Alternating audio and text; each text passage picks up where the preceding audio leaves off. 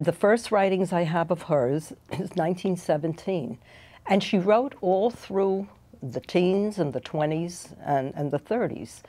She wasn't published until 1939 when the Tug, Morgenjournal, had a contest.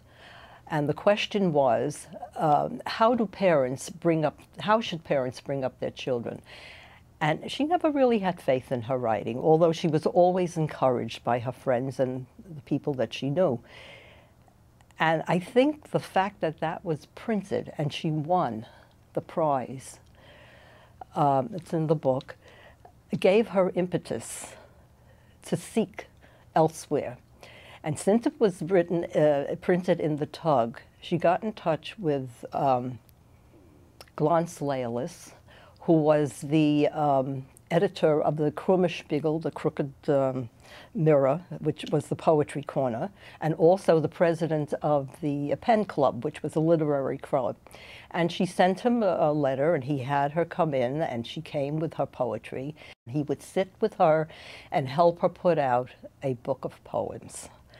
And she never had enough confidence in herself because she never finished, she was never finished with a poem. As soon as it came out in the book or in the paper, I found clippings, old faded clippings, where she crossed out.